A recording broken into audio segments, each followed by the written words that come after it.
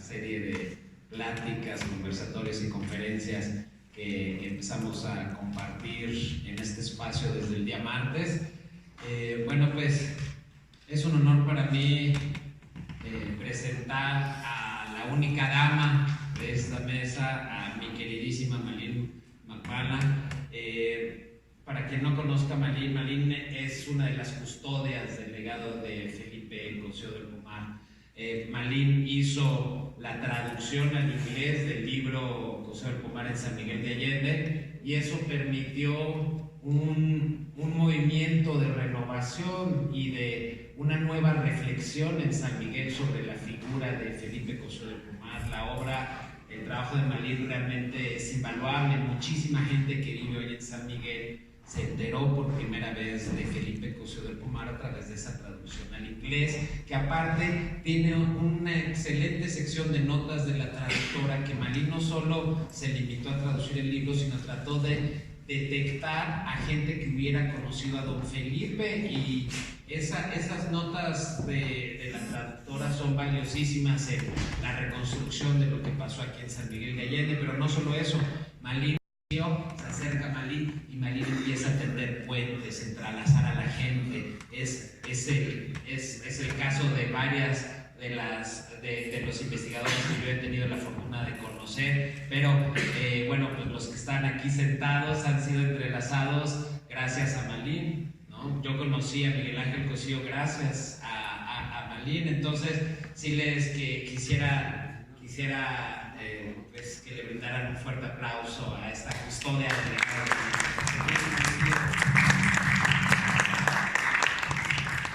Y bueno, pues tenemos a Miguel Ángel Cosío, el hijo de don Felipe, que estuvo con nosotros hace 2 días con Tania Periche, y pues bueno, qué bueno que pudiste estar aquí en todo el evento, Miguel Ángel. A ver qué nuevo ciclo entra a este proyecto de rescate a partir de todo lo que se ha compartido aquí, todas las nuevas posibilidades que surgieron. Gracias por tu tenacidad desde la publicación de licencias en 1988. Gracias. Y pues bueno, voy a presentar a los que son, por decirlo así, de San Miguel de Allende. Tenemos el gusto de tener a Ezequiel Morones. Pues yo conocí a Ezequiel también gracias a Malin, y pues bueno, tal vez no les quedó claro, pero el documental que acabamos de ver fue realizado por Ezequiel Morones.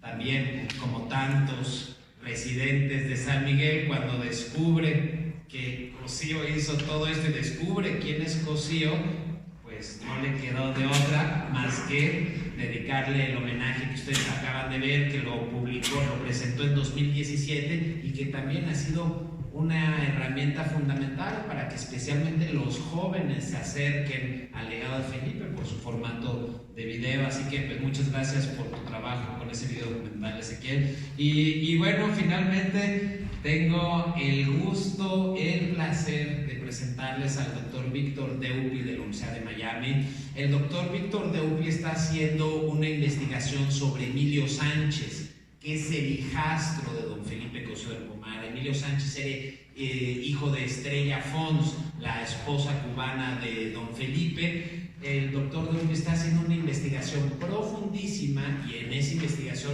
por supuesto, le dedico un capítulo a San Miguel de Allende, porque Emilio Sánchez vino constantemente aquí, y la investigación del doctor Deupi está contribuyendo con datos clave a lo que sabemos de Felipe Cosío. Yo no les voy a platicar más porque tenemos el placer el doctor Deupi vamos a comenzar con él. Va a ser una breve presentación por las limitaciones de tiempo, pero el trabajo del doctor Deupi es un trabajo que nos está revelando otras facetas de Felipe Cosío a través de su relación con Emilio Sánchez, el gran pintor cubano.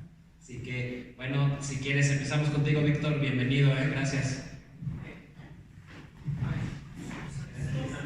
Ya están todos prendidos. Con el de hasta abajo, adelante. Alberto, gracias, y gracias a todos por venir esta noche. Yo he estado soñando de venir a San Miguel por muchos años. Yo nunca he estado, esta es la primera vez, y a conocer estos amigos con quien yo he estado conversando por muchos años, y finalmente hoy por primera vez los conozco también. o sea, estoy muy emocionado. Emilio Sánchez nació en el campo rural de Camagüey, en Cuba, de una familia prominente, antigua prominente española, que se encontraba entre los principales hogares en las industrias azuquera y ganadera. Fue enviado a los Estados Unidos en el año 1932 para escapar las atrocidades de la presidencia de Gerardo Machado y estudió en varias escuelas, incluyendo el Choate School en Wallingford, Connecticut, donde se ve en la izquierda. Y este es donde vivía en Camagüey, el Central Senado.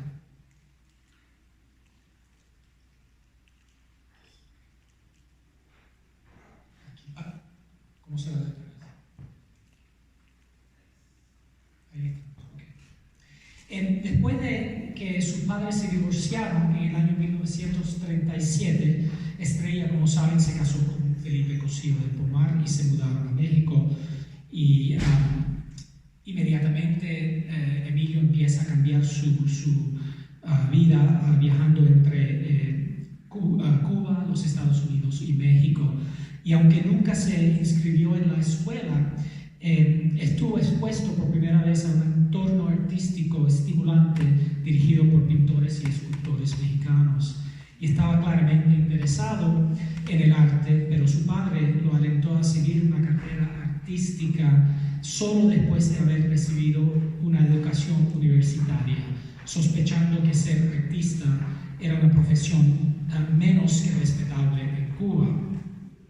Después de un breve periodo en la Universidad de Yale en Connecticut, Sánchez se transfirió a la Universidad de Virginia en el verano de 1941.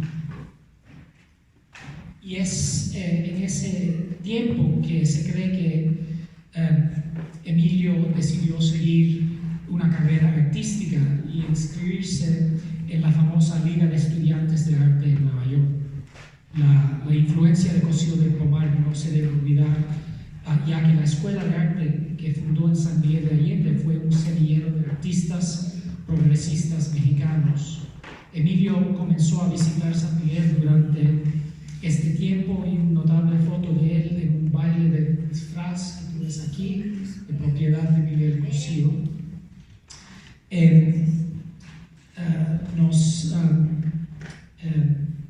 nos muestra su temperamento artístico.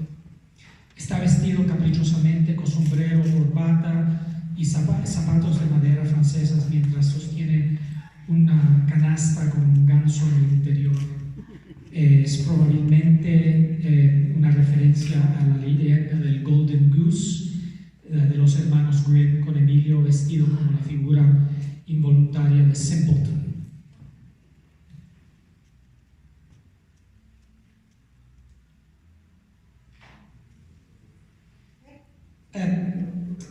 Cosío probablemente recomendó que Emilio estudiara en el Art Students League, ya que era considerada la escuela de arte más reconocida en los Estados Unidos, con facultad espectacular y un plan de estudios sin estructura. Y interesantemente, es muy interesante que estamos hablando del GI Bill que salvó la escuela aquí en San Miguel. También salvó el Art Students League de Nueva York, y puede ser que la influencia del Art Students League fue lo que aumentó el GI Bill, la influencia esa aquí. Puede ser, no sabemos.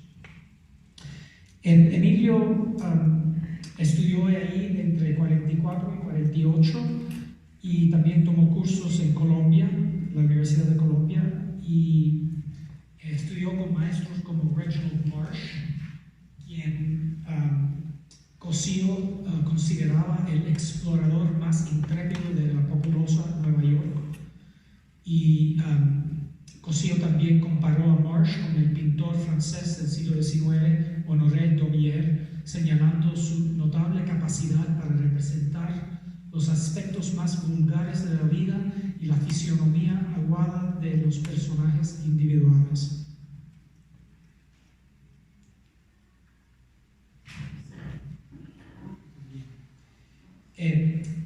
Sánchez tomó cursos de dibujo y anatomía, composición, pintura de vida y naturaleza muerta en óleo y acuarela, diseño comercial y grabado.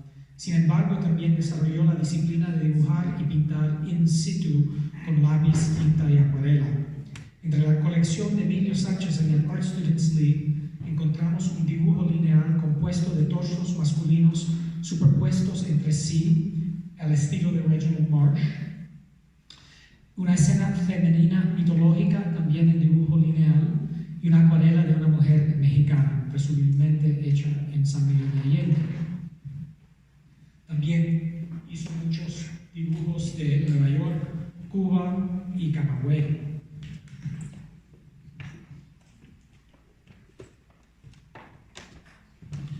Como Felipe tenía una hambre a viajar y entre 48 y 50 Emilio realizó 2 viajes a Europa, visitando Inglaterra, Francia, Italia, Alemania, Suiza. En una entrevista de la década de 1970, Emilio señaló que es maravilloso tener días llenos de dibujos en los que realmente trabajas. Estaba fascinado con la biografía de Turner, el inglés, porque iba a dibujar bocetos y traía miles de dibujos bastante completos y luego alternaba su trabajo de esos dibujos y los que hacía en su taller. O sea, Emilio estaba haciendo la misma cosa.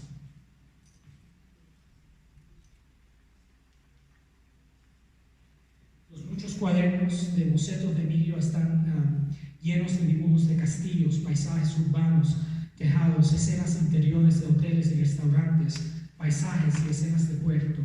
Terminó muy pocas obras y parece que el objetivo principal de los viajes fue completar su educación como Turner en lugar de producir una gran cantidad de trabajo.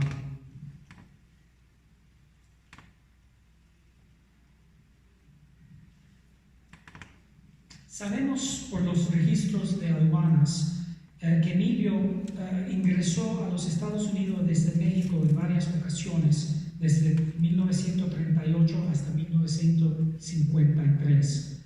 Varios registros de inmigración indican que Emilio se había quedado con Estrella y Felipe, pero sabemos por sus bocetos de viaje que también visitó las ciudades de Querétaro, San Juan del Río, Guanajuato, Salamanca, y bosquejando la arquitectura de la era colonial de la región.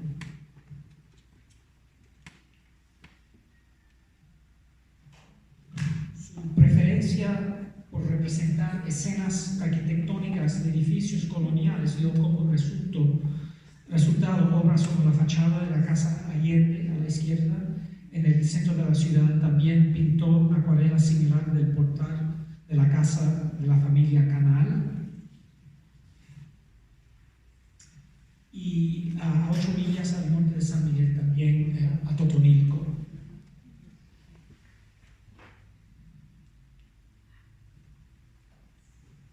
Emilio también produjo varios retratos de campesinos y de santos y de celebraciones de Pascua. Si alguien sabe quiénes son esta gente, por favor, sería fantástico saber. Sabemos quién Cristo es. Pensamos que es. También hizo varios santos de estatuas en varias iglesias. Yo estuve pasando por las iglesias hoy y me parece que dibujó todos. Pero probablemente la obra que su trabajo más impresionante fue probablemente un grupo de bailarines folclóricos en el santuario de Totonilco. La animada acuarela representa 3 figuras desde atrás bailando en ponchos de nativos americanos de colores brillantes y tocados de plumas, creando una mezcla de naranja, púrpura, roja, verde y amarillo en la página. Cossío escribió en su libro Nuevo Arte que el nuevo arte de las Américas debería trascender la política e inspirarse en la plasticidad, la arquitectura esquemática, los elementos indígenas del arte precolombino e incluir el simbolismo que está separado de nuestra conciencia. Al observar el trabajo de Emilio Sánchez en México, queda claro que aprendió mucho de su padrastro.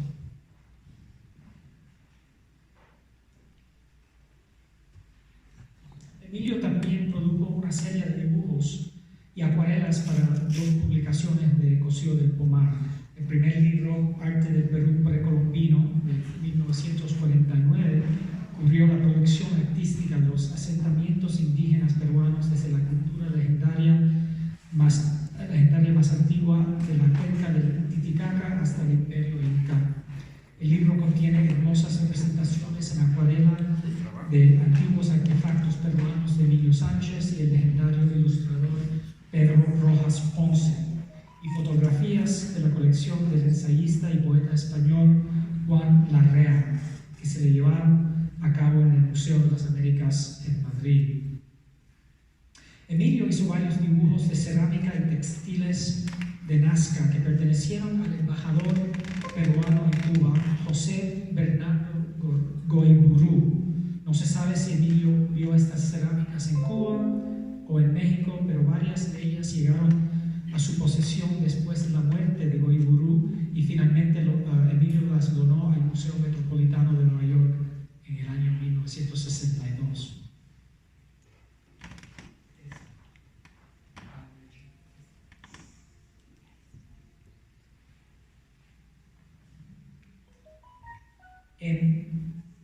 Para la publicación del Arte de Perú Precolombino,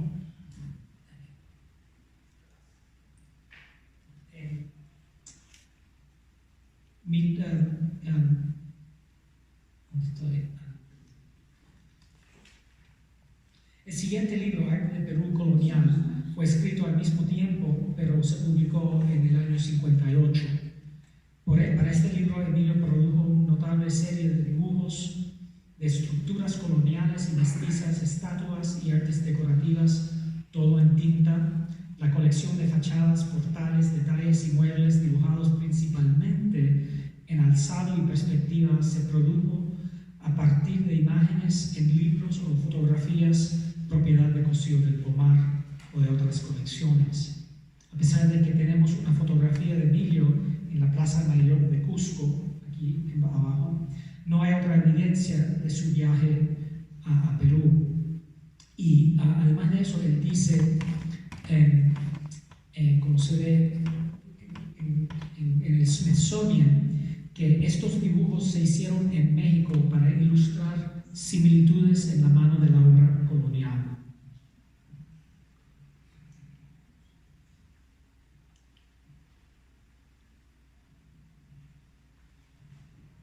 Además de sus dibujos, Emilio también exhibió su trabajo en México. Para celebrar la inauguración del nuevo Instituto Allende, Cosío organizó una exposición de la facultad que se celebró a principios de diciembre de 1950. La fiesta también se dio en honor a los miembros de la Embajada de los Estados Unidos en la Ciudad de México, cuyo apoyo fue fundamental.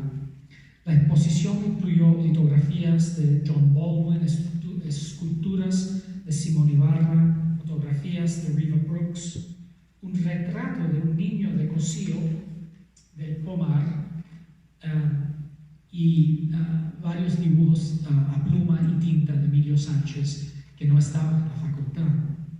Sidney Baldwin, el crítico de arte del Peoria Star en Illinois, asistió a la exposición de apertura y presentó una revisión del mismo el 12 de diciembre de 1950 en su columna semanal titulada En mi opinión. Elogió a Cosío por tener la mejor pintura de la muestra y dijo de Sánchez que tenía la gracia y la delicadeza de algunos franceses del siglo XVII, pero también la fuerza de los mexicanos.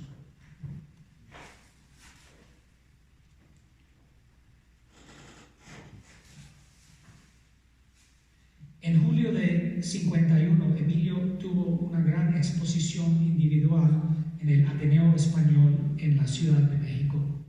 Incluyó 42 acuarelas de Jamaica, Haití y Cuba. El catálogo de la exposición señaló que en los cuadros de Sánchez se palpa el trópico exuberante. Ahí están expresados en trazos y colores simples hasta el esquemático los negros antillanos con su desgarbo y su eterno cansancio, el trajín pintoresco de las mujeres, la emoción de tierra caliente y de luz.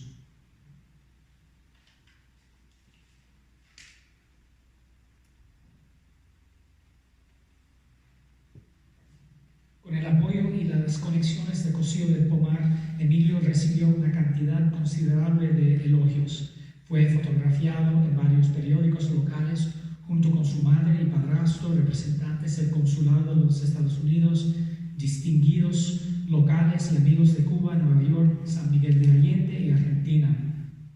El escritor y crítico de arte español Seferino Palencia, que se encontraba exiliado en México, escribió una extensa reseña de la exposición comparando a Sánchez con Gauguin y Reginald Marsh, dos de los artistas preferidos de Cosío. El poeta, ensayista y amigo peruano de Cosío, Mario Alberto Puga Imaña, también aprista, describió a Sánchez con un sentido del humor tropical, llevando consigo la alegría del sol antillano y la gracia y dignidad del guajiro. El famoso crítico de arte mexicano, el historiador Jorge Juan Crespo de la Serna, escribió una crítica entusiasta de la exposición, señalando que Sánchez no pertenecía a ninguna escuela en particular y que pinta con la libertad de tener un control sólido sobre su medio. Otro crítico y poeta, Arturo Sotomayor, escribió en la revista Hoy que, dotado de una preparación académica intensa, en sus obras, sin embargo, no hay exhibición de academicismo ni cosa por el estilo.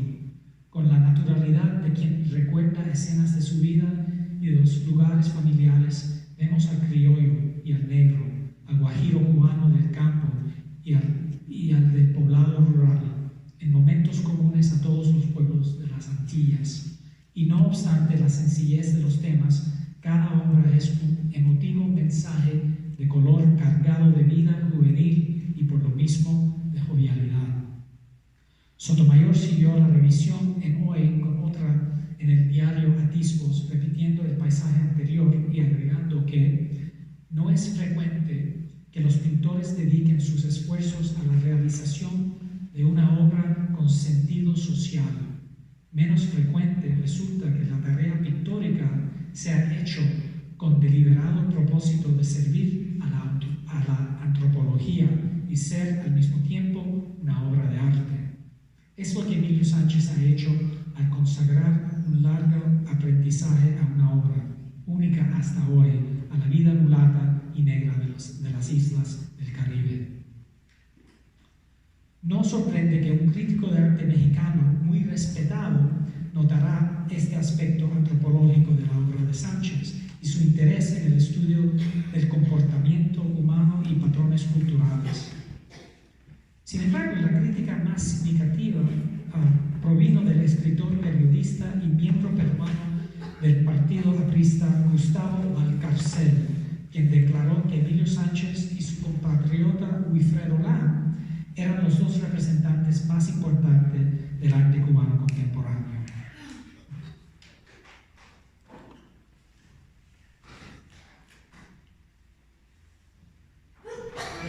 Seguir, porque hay muchas más relaciones entre Emilio y Felipe en Cuba, donde Felipe organizó exposiciones, pero ese es otro capítulo.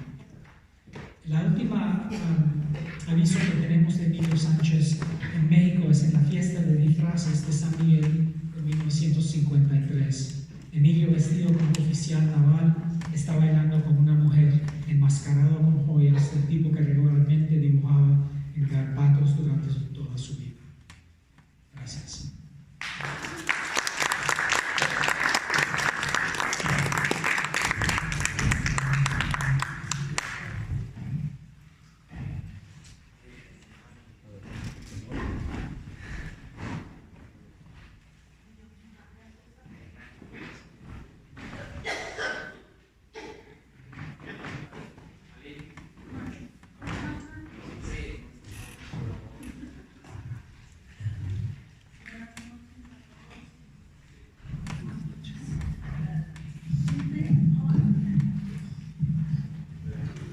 Supe de Cosío del Plumar cuando yo estaba estudiando arte y español aquí en San Miguel.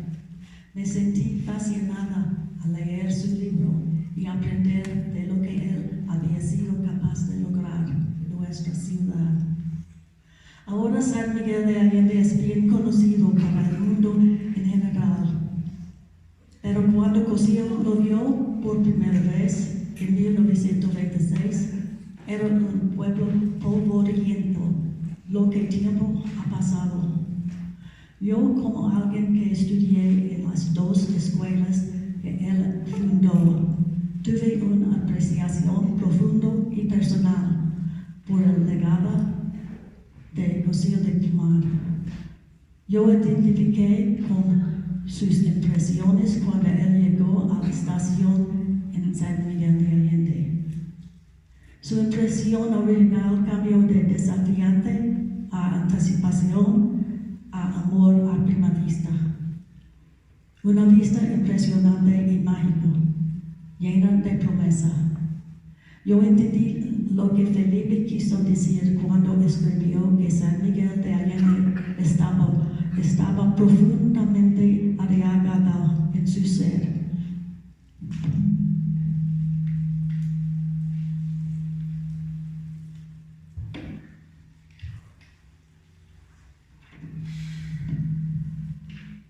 También yo identifiqué con sus descripciones de sus años en París, donde él vivió para una estancia en la misma vecinidad donde yo viví algunos 50 años después, caminando en las mismas calles. Pero lo que me confundió, porque casi nadie en esos días recuerda a ese hombre muy importante, era él más o menos totalmente en la sombra de memoria, en la sombra de libros y folletos de historia. La tarea de volver su imagen volvió a mí, una extranjera, sin credenciales y español un poco pobre. Ni modo, como Felipe mencionó cuando escribió de los revolucionarios después de la guerra. Él escribió, ellos parecían como Robinson Crusoe, que construyeron un barco sin ninguna idea cómo él iba a transportarlo al mar. Eso es una descripción buena para mí. Es muy difícil dar voz a otra. Borges dijo que el inglés y el español son lenguas incompatibles. Neruda dijo que las dos lenguas son misfits, no se caen bien. Durante el largo esfuerzo de traducir, yo comencé a conocer un nuevo mundo de gente aquí en San Miguel que conocieron a Felipe. Amigos, familiares, compañeros de negocio, en proyectos. Ellos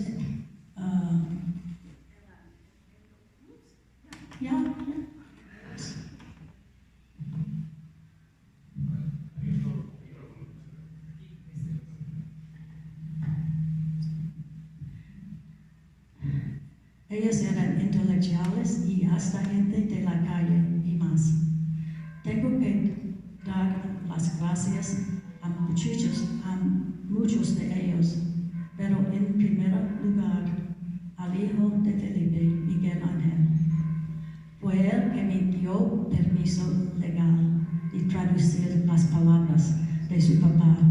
Algunos de otros de los gente que con quien yo conectó los hermanos Hoyos. Algunos de esos gente, tal vez algunos entre ustedes recuerdan, los hermanos Hoyos, Bárbara Dorma Gómez, mis vecinos de la calle Choro, Francisco García, quien había sido custodio de Bellas Artes al principio, y el señor Martínez Ventura, guardián de la fuente a la encima del hospicio de Barranca. Félix Luna, San Miguel de Allende, cronista. Félix Pérez, ahora muerto, mi maestro de tejido aquí en Bellas Artes, es uno de los jóvenes de 10 años de la primera clase de artesanías. Félix dijo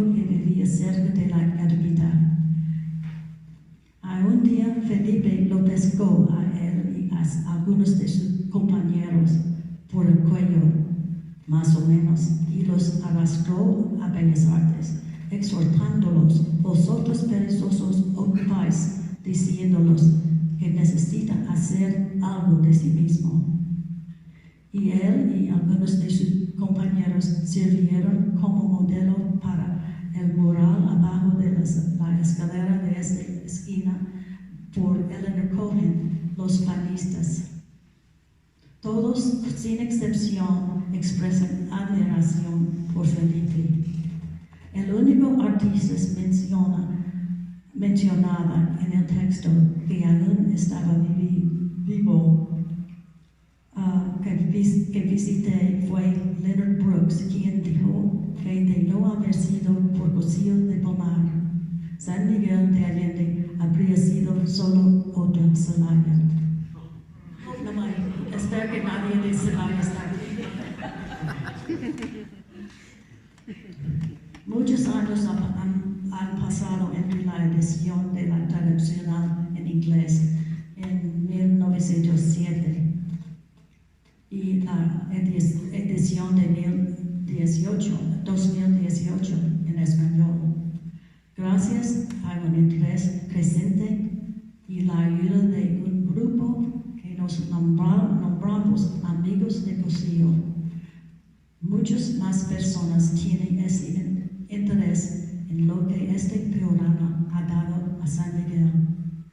Ahora tenemos Felipe Cosillo de Pomar, la historia poco contada de San Miguel de Allende, en libro. También esta edición está disponible en ebook. Se puede encontrar información en Facebook o download gratis en múltiples recursos.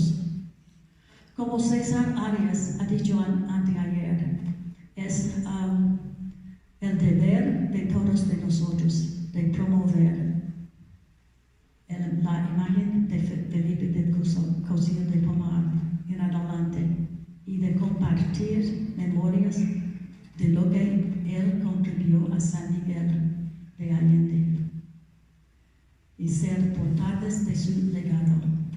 Gracias sin fin a Bellas Artes y a su dotada, su director Laura Busto y su asistente Cristina Solís por este homenaje a Felipe Cosillo de Pomar, sin igual. Me pregunto,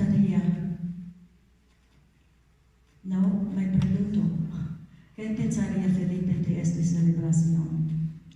Gracias.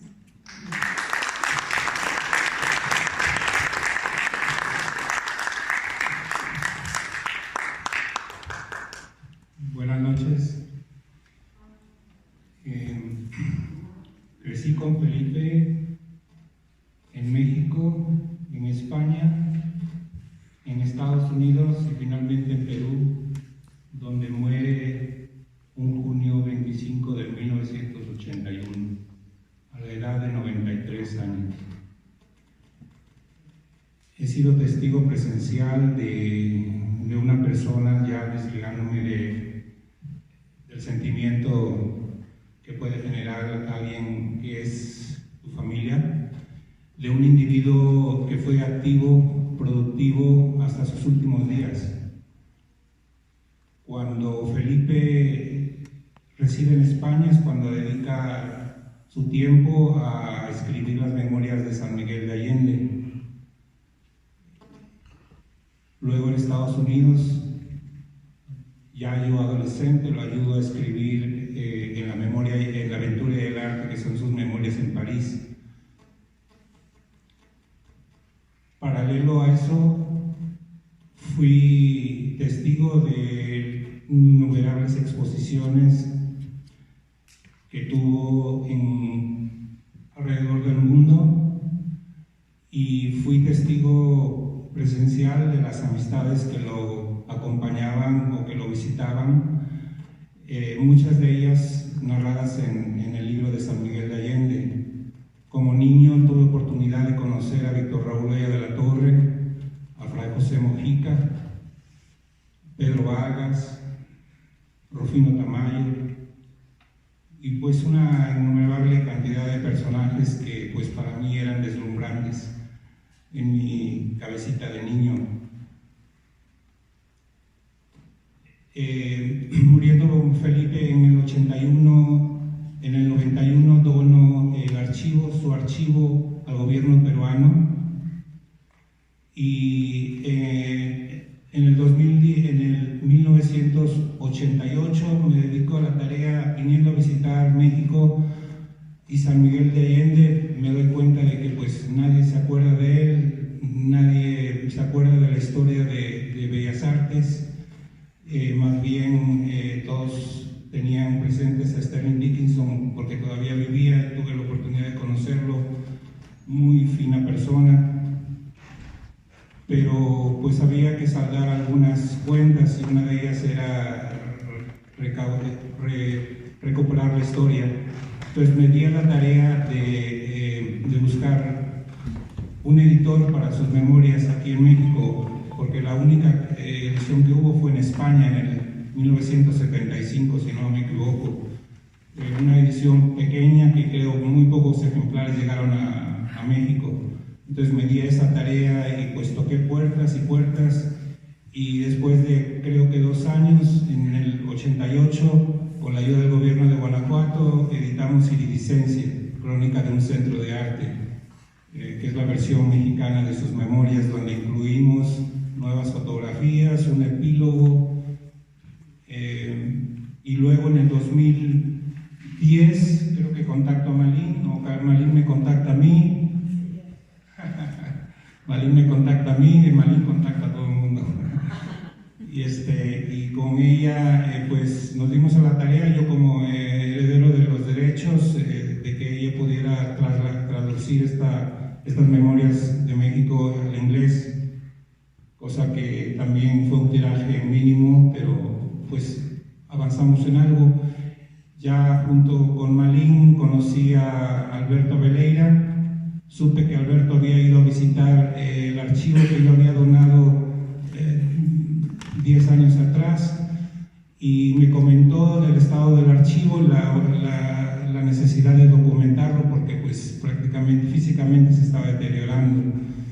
Entonces nos dimos a la tarea de irnos al Perú en el 2017, y ahí tratamos en un periodo de creo que 10 días a documentar digitalmente el archivo.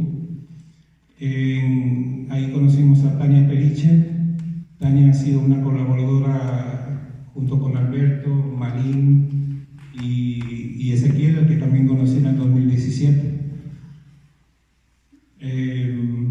Estuvimos tocando puertas pues desde entonces, 2017, para lograr hacer alguna exposición o algún reconocimiento en Bellas Artes. Creo que fueron como 3 o 4 directores a los que les propusimos hacer algún homenaje a Felipe, o al menos que a través de ellos se pudiera difundir un poco de lo que sucedió en este recinto años atrás, décadas atrás. No prestaban interés. Muy pocas personas en San Miguel nos apoyaron. Olvídense de los gobiernos municipales. Y finalmente, no creo que sea coincidencia, con un gobierno progresista federal, y a través de la directora recién de esta institución, Laura Bustos, y con Cristina Solís, hemos podido realizar este paso de avanzada para concretar un poco el legado de Felipe. Son muchos los proyectos que tenemos en puerta. Por citar 2, uno es subir en línea este archivo con el apoyo de la Embajada de Perú, y esperamos que con el apoyo del INBA.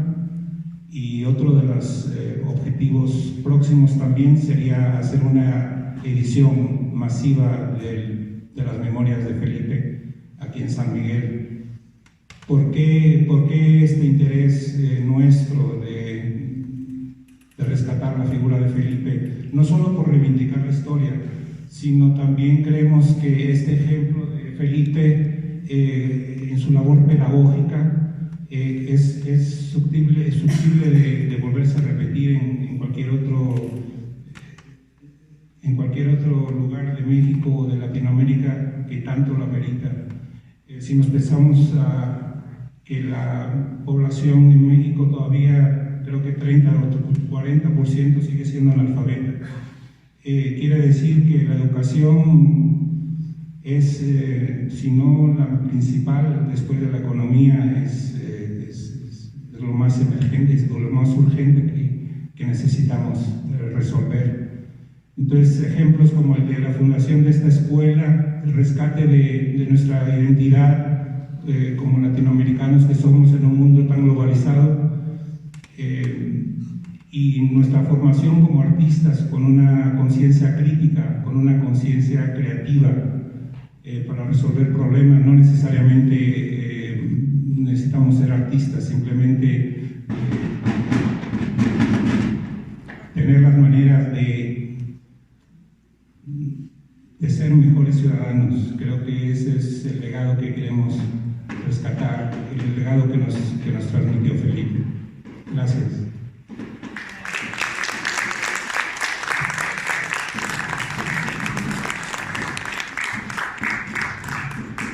Yo no sé si todos llegaron a ver el cortometraje que pasó poco antes de comenzar este conversatorio, pero quien no lo haya visto lo puede ver en YouTube, nada más tecleando Felipe Cosío del Pomar en San Miguel de Allende.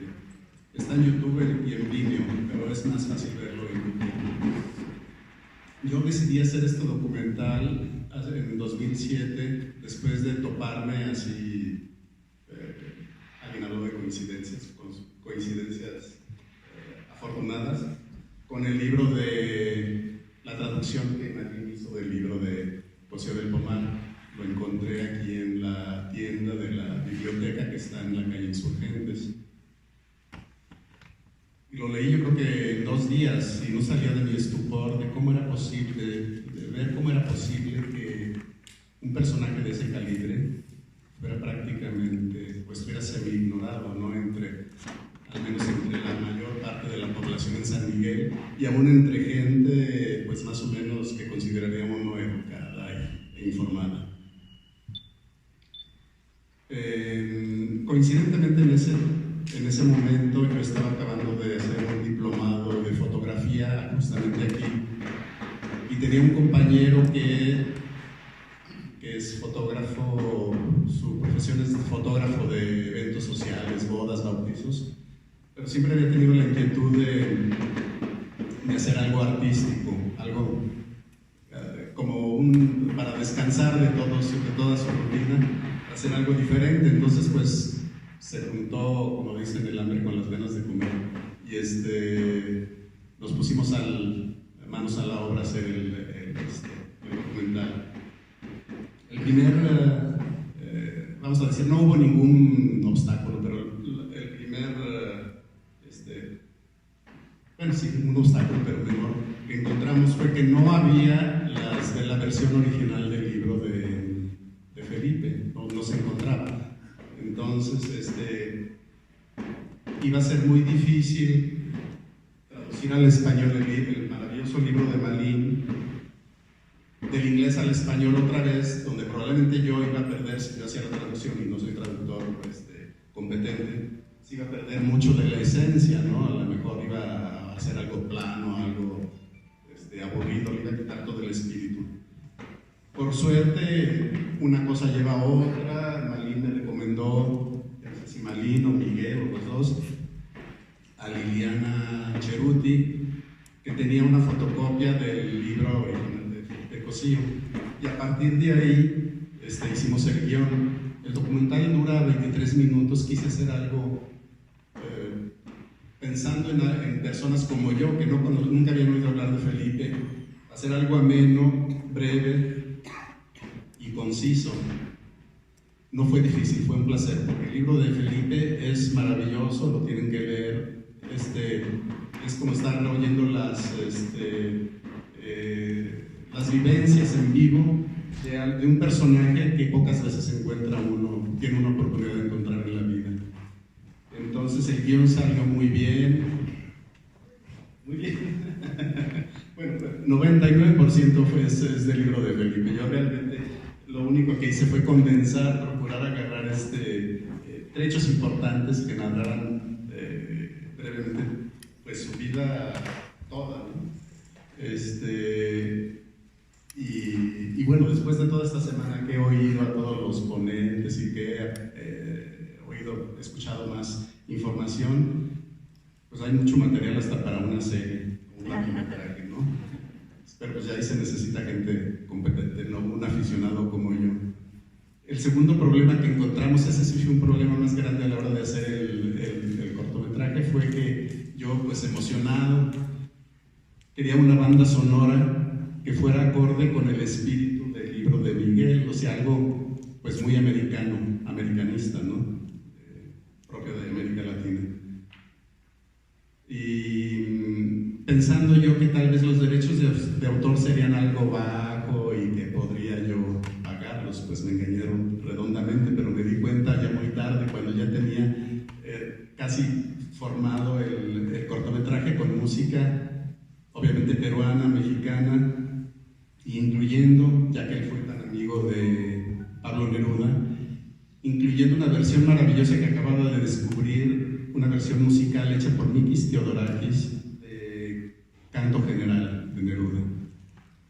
Pues ya lo tenía todo listo y se me ocurrió, bueno, pues ya, último paso, hablar a la Sociedad de Autores y Compositores en México. Para mi sorpresa,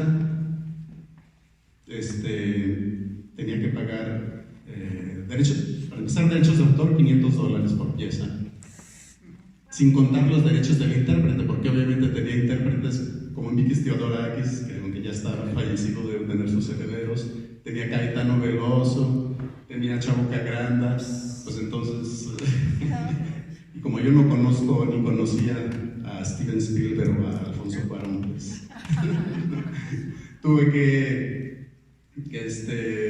¿cómo se dice? Cancelar, para mi gran tristeza, esa banda sonora, y pensé que ya estaba acabado el documental. Dije, no, pues no es posible, no es fácil encontrar música que sea del dominio. Sí hay música del dominio público y interpretada por artistas que a lo mejor no salieran tan numerosos.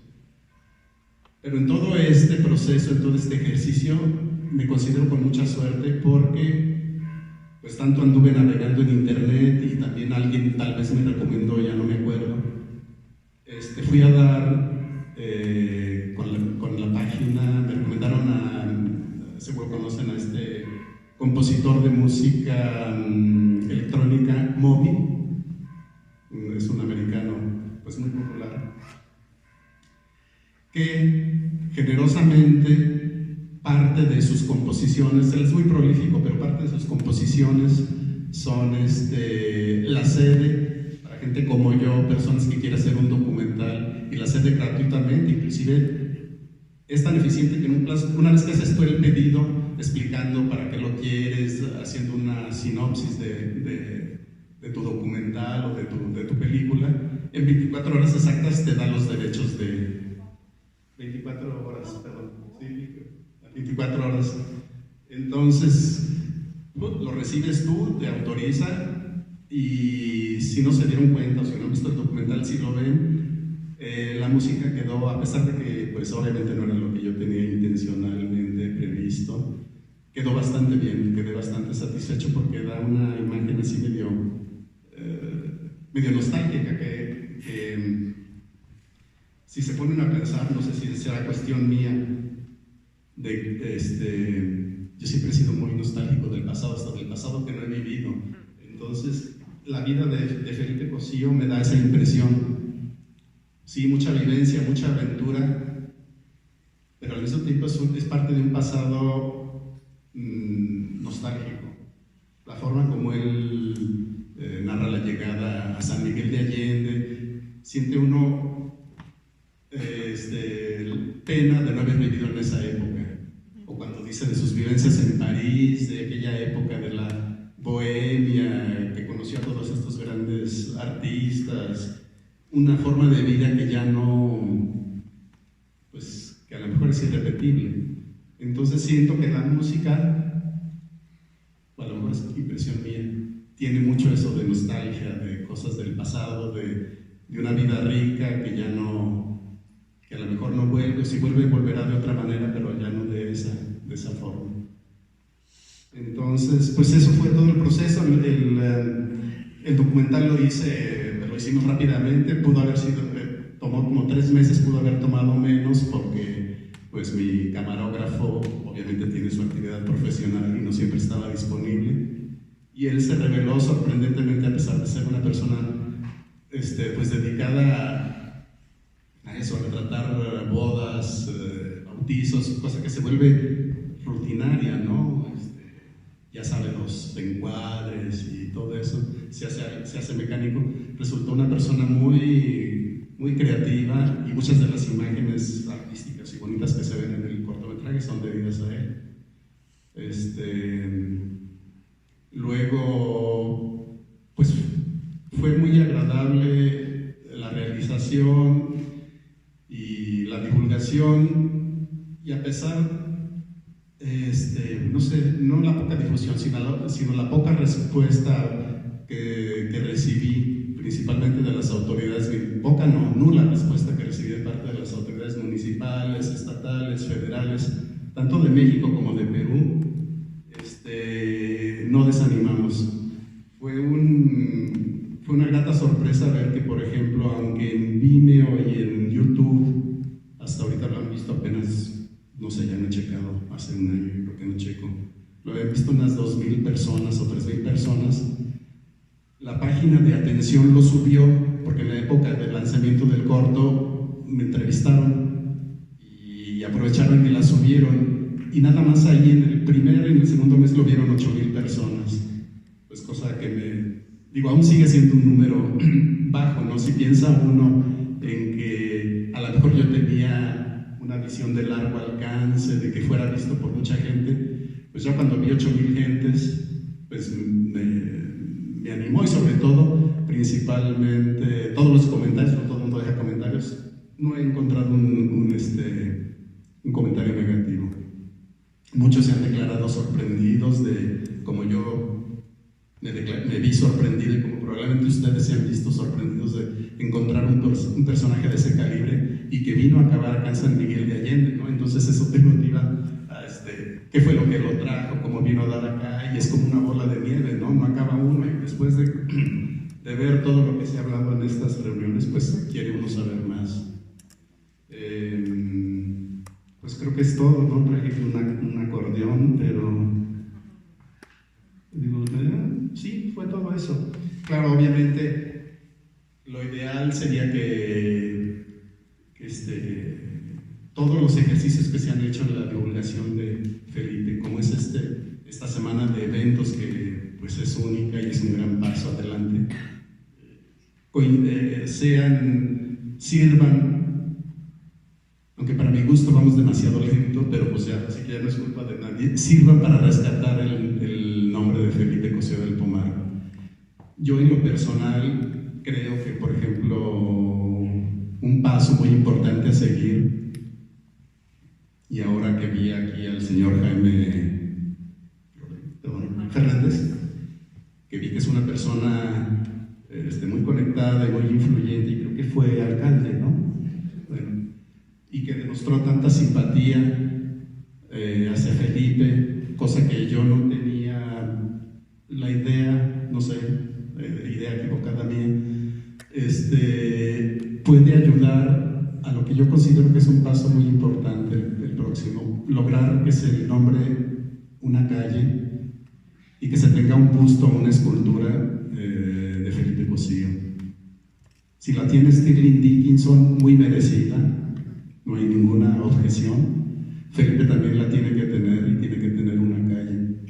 Pero obviamente ya se me ha dado cuenta desde la realización, desde mi conocimiento de Felipe, y me he dado cuenta de que las cosas no son tan rápidas como yo quisiera. O sea, a veces se acelera uno, ¿no? Y quisiera que todo fuera uno rápido, porque te indigna un poco que hayan pasado tantos años y que un personaje de esta altura no tenga, tuvo el reconoció en su momento, pero esté cayendo en el olvido y no se le reivindique en la historia de San Miguel. Es un personaje de la historia moderna de San Miguel que merece, obviamente, pues no digo que instituir una materia en las escuelas primarias, pero sí, por ejemplo, tener una materia optativa donde a los alumnos se les hable, se les platique y se les enseñe un poco de él. Pero bueno, eso es todo y espero que sigamos adelante.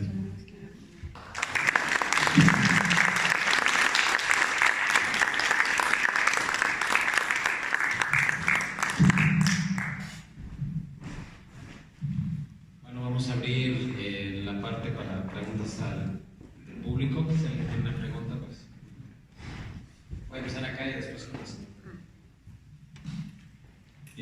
Felicito al panel, muy interesante todo. No sé quién de ustedes me podría contestar esta pregunta. Don Felipe Cosío del Pomar tuvo mucha amistad con don Enrique Fernández Martínez, el gobernador de Guanajuato, su esposa, doña Nelly Charles, el matador de toros, don Pepe Ortiz, el padre Mujica, que a la vez trajo a Pedro Vargas y Pedro Vargas a Mario Moreno Cantinflas. ¿Por qué la pregunta? Porque este grupo de... y el señor Dickinson, estoy omitiendo al señor Dickinson. Porque este grupo de personas creo que fundaron y hicieron el cimiento de lo que es San Miguel de Allende actualmente. No sé si en los archivos de don Felipe habla de estos personajes, la relación que tuvieron y cómo lograron el nacimiento del Instituto Allende, de Bellas Artes, del rancho del Atascadero, donde está el arco del Perú, una copia, en fin, Agua Bendita. Todos esos cimientos son los que somos ahorita en San Miguel de Allende, el turismo que tenemos ahorita, la cultura. No sé si en los archivos se habla de esos personajes, y yo creo que debería haber una calle para todos ellos y un busto, ¿verdad? Gracias y felicidades. Bueno, lo que me pregunta lo puedo encontrar en las memorias de Felipe Cosío del Pomar, donde habla de todos esos personajes. Yo le invito a que lea el libro, ya está en línea, lo puede bajar. Tenemos una página de Facebook, el Proyecto Cultural Felipe Cosío del Pomar. Ahí puede bajar el libro o ver el documental. En el libro habla de todos los pasos que dio para llegar a San Miguel y de las personas que fue conociendo en el camino. Creo que es importante no solamente leer el libro de Felipe, sino hacer una labor de investigación y leer los libros como Yo Pecador de José Mojica, o el libro de Francisco de la Maza sobre San Miguel de Allende, la guía turística de Miguel Malo. Entonces, toda esa serie de libros le va a dar una perspectiva cabal de lo que fue la historia contemporánea de San Miguel de Allende. Sí, la historia poco contada también se encuentra aquí a la venta. Es la versión en español de la traducción al inglés del libro de Cosío del Pomar. No sé si alguien más quiere.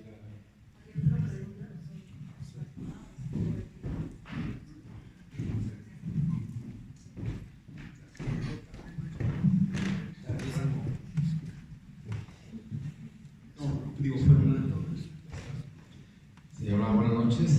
Bueno, tengo dos preguntas. Ya he estado viniendo ayer sobre las pláticas que están dando.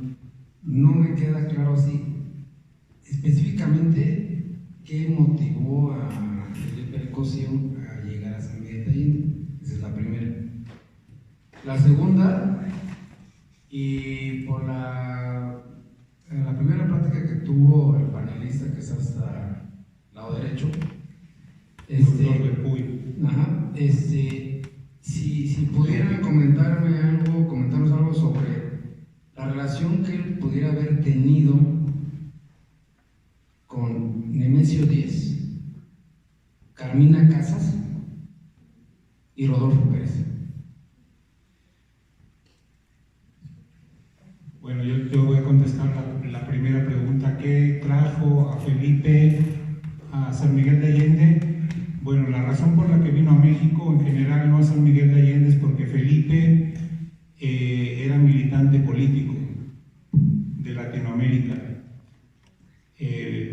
Militaba en el partido aprista, que era un partido progresista en Perú. Y Perú tiene una historia de dictaduras como la tienen Chile, como la tiene Argentina, como la tiene Ecuador, pues como la tiene todo el hemisferio centroamericano y sudamericano. Entonces coincidió con el gobierno de Cárdenas, que como habían dicho en la ponencia anterior, fue un espíritu muy generoso, y gracias a él los exiliados de todo el mundo, sobre todo de España con la guerra civil y de muchas dictaduras de Latinoamérica, pudieron llegar aquí a México y ser recibidos con las manos abiertas y todo eso. La razón por la que vino a San Miguel, me imagino que fue también Cárdenas, lo habían expuesto en la anterior charla, muy interesante. Promovían un programa de artes y oficios a nivel nacional y un programa de bibliotecas. Entonces había la posibilidad de que Felipe, como artista y además como educador, porque él ya era educador, se conjugó pues ese proyecto de hacer una escuela. ¿Por qué en San Miguel de Allende? San Miguel, y él lo dice en el libro, no quería hacerlo en Acapulco o en Tasco o en esos lugares más famosos, porque pensaba que ahí iba a llegar el turismo barato. Y una de sus ideas para financiar la escuela y darle clases a la gente sin recursos era atraer estudiantes americanos, y con eso poder financiar también las escuelas para las personas locales o sin recursos. Ese era uno de sus proyectos. San Miguel de Allende porque pues era genuino, era auténtico, era desconocido, y creo que esa es una razón muy válida. Y aquí pues también ya había los antecedentes, que era José Mojica y Pepe Ortiz. Era un lugar ideal. Además Diego Rivera le había hablado de San Miguel de Allende. Entonces era una conjunción de cosas que lo hicieron venir y quedarse en San Miguel. Yo creo que si Felipe estuviera con nosotros ahora y tuviera la oportunidad de crear un nuevo espacio cultural, definitivamente no creo que fuera en San Miguel de Allende, sería en algún lugar del sur de México, Oaxaca, en las montañas de Oaxaca o en las montañas de Chiapas. Todavía ahí no ha llegado lo que diríamos el turismo cultural. Yo diría también que él se casó con Estrella Fons en el 37, al mismo tiempo que estaba organizando la escuela, y él dice en el libro que parte de su decisión era entrar en una vida tranquila como marido, casado. O sea, era una vida personal también, no era solo estar en fundador de la escuela y pintor y todas esas obras que quería ser profesional, pero quería tener una vida tranquila también. Pero no entendí la segunda parte de la pregunta, ¿lo puedes repetir, por favor? Sí, bueno, hay tres personajes en San Miguel. Los dos primeros llegan con la revolución, con la guerra civil española. Sí, el primero es Nemesio 10, que fue el principal fundador del grupo Modelo en México. Y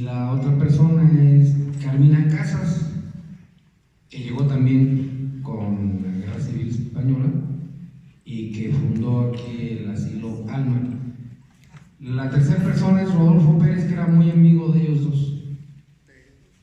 Así que si conoció a los primeros dos, pues conoció al tercero, ¿no? Yo soy historiador de arquitectura y estoy investigando Cuba, más que nada, o sea que eso es una pregunta no para mí, pero si me preguntas amistades en Cuba como Mario Careño, el pintor cubano, te puedo decir varias cosas, pero no, estas tres personas no sé. ¿Quizá Miguel? Señor. No. Yo también en todos los búsquedas que he estado haciendo en internet cada vez más sobre la vida de Felipe, nunca había oído mencionar a estas personas. Ni sé si serían contemporáneos. Me da la impresión que son un poquito posteriores a Miguel, a Felipe. No, yo solamente quería decir que quizás Jaime Fernández pudiera aportar ese tipo de respuestas. Jaime. Yo quería mencionar, en primer lugar, a un personaje que creo que es el primer contacto de Felipe Cosío del Pomar con Cuba, porque eran amigos, ambos pintores, me refiero a Maribona, y eso me parece relevante. Ellos se conocieron en París, en el seno de una reunión, una cena de la Asociación General de Estudiantes Latinoamericanos. Entonces, lo digo porque creo que habría que rastrear si hubo a lo mejor correspondencia entre ellos. Me parece que es una pista a seguir. Y la otra cuestión que me parece importante decirla, bueno, yo felicito a los ponentes del día de hoy, me parece que han enriquecido este homenaje ofrenda a Felipe Cosío del Pomar, y creo que se podría desprender de lo que hemos venido participando una iniciativa o dos iniciativas que podrían traducirse por escrito. Una que tiene que ver con lo que decía el Ezequiel Morones, de proponerle al ayuntamiento, al municipio, y decir, bueno, Felipe me merece un reconocimiento cívico, porque que ingrese a la nomenclatura, que ingrese a un espacio público, es un reconocimiento público en esta ciudad en la cual él entregó sus mejores esfuerzos.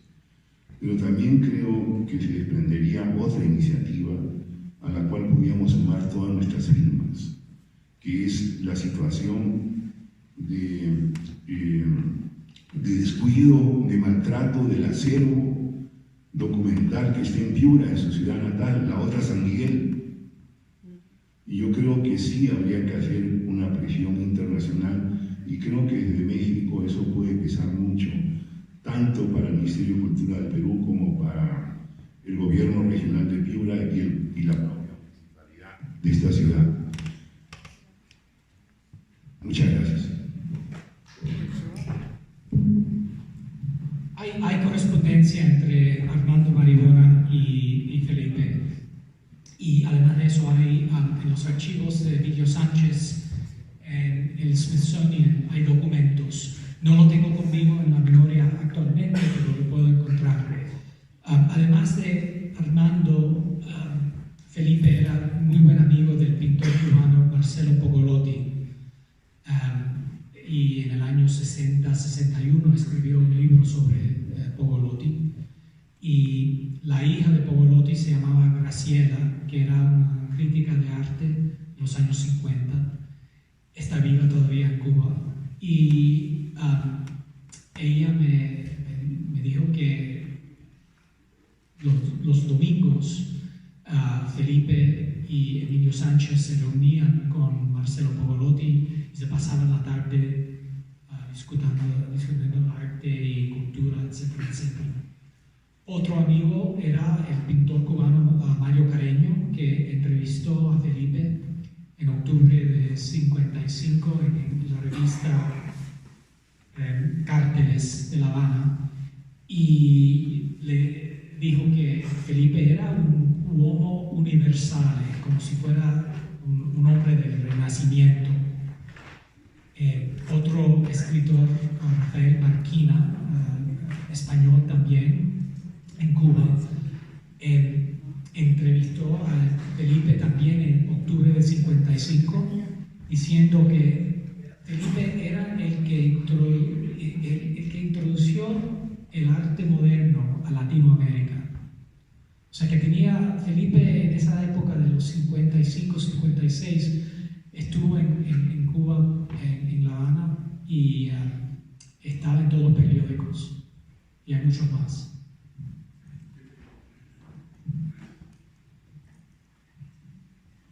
Respecto a lo que mencionó de dirigirnos a las autoridades, como lo mencioné un poco amargamente al final en el cortometraje, el mismo espíritu sigue. Yo he intentado las dos administraciones que han transcurrido desde el 2007, las administraciones municipales, ni siquiera me han respondido a mis peticiones de cita.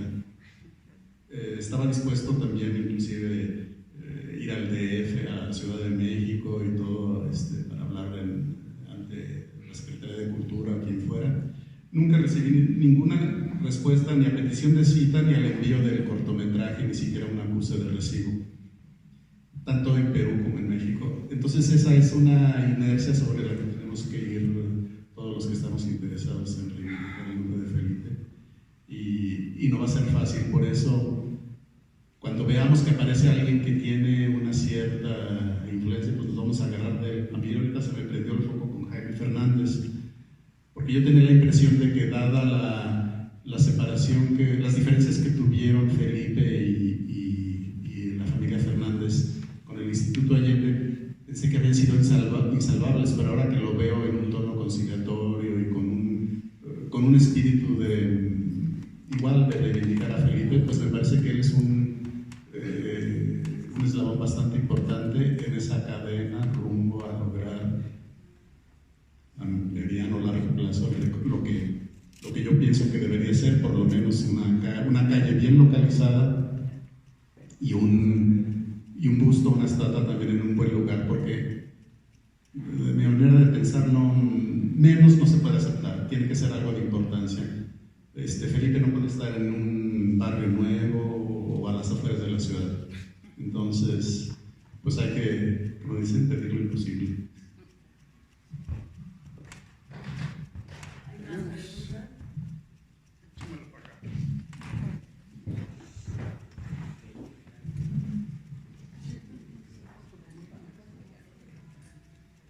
Pues como dice usted, el camino va a estar largo. Aquí tenemos a un personaje grandísimo que se llama Don Severino Gutiérrez. No hay una calle, no hay un busto, un edificio dedicado a Don Severino Gutiérrez. Y estamos hablando de un personaje grandísimo aquí en San Miguel. El camino va a estar largo, te voy a decir. Ahora, mi pregunta que le voy a hacer allá es de que ¿cuál fue la razón por qué Felipe dejó el colegio a Campanella? ¿Y por qué no se lo ofreció a Dickinson? Porque después hubo un enojo entre los dos, entre Campanella y Dickinson. Muy buena pregunta. Yo también me lo pregunto. ¿Por qué dejaría a la escuela un personaje como Campanella? La razón por la que se fue ya lo sabemos. El partido del APRA llega a las elecciones y por eso él lo llaman, y él, pues peruano al fin, quiere regresar a su país y hacer justicia.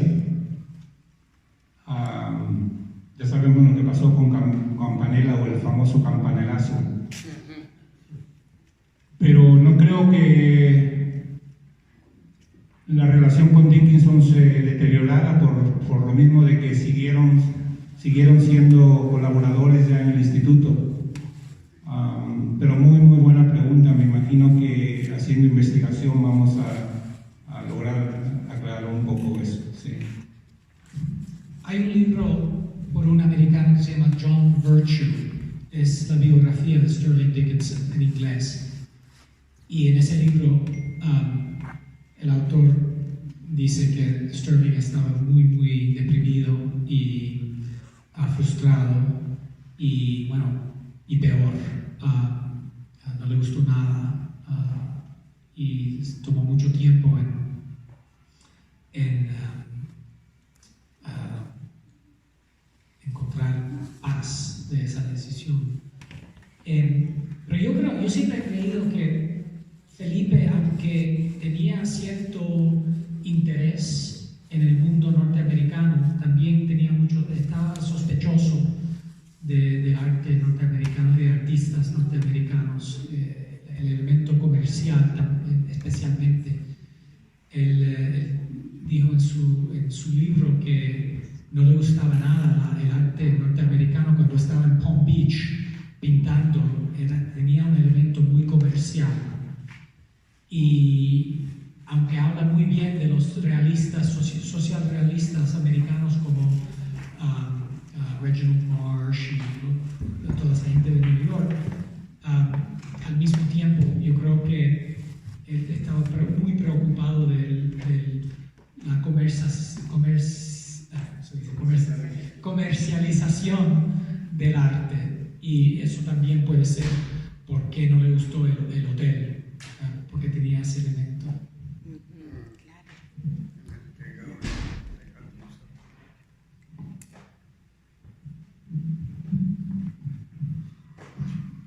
Ya no hay más preguntas. Yo quiero darles las gracias por el trabajo, el viaje y todo lo que ha implicado que estén aquí, y no quería dejarlo pasar. Yo quisiera darle las gracias a la directora Laura Bustos y a su colaboradora Cristina Solís por haber hecho este homenaje posible.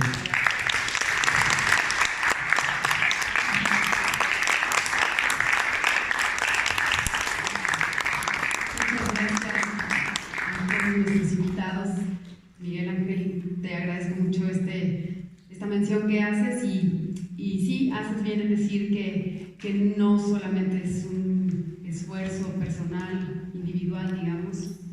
Hay un equipo pequeño pero muy entusiasta que ha estado estos 2 meses trabajando intensamente para cada una de estas actividades. En realidad, no me queda la menor duda que lo mejor de esta semana ha sido la voz de todos estos invitados que han venido, muchos de ellos de muy lejos, y por supuesto la exposición que refleja o sintetiza muchos años de trabajo de Alberto y de muchos colaboradores, que ahora se consolida muy claramente, muy palpablemente como un equipo de investigación. Desde luego la ofrenda y todas estas expresiones muy mexicanas, muy tradicionales, y como lo decíamos en la inauguración, un claro acento andino en una tradición muy mexicana para recordar a los difuntos. Y para mí es un honor haber tenido la oportunidad de no dejar pasar más tiempo, de que fuera recordado, de que fuera muy mencionado el nombre de Felipe Cosío del Pomar, no solamente en este recinto donde él paseó y trabajó, sino también en un espacio que no sabemos si imaginó, que son las redes sociales, que han estado muy activas. No ha habido día que no dejemos de mandar estas imágenes, mandar estos mensajes, estas mismas representaciones visuales de la ofrenda, de la exposición, de la imagen de los invitados en este escenario, con esta, digamos, unión de voluntades, ha sido también retransmitida por la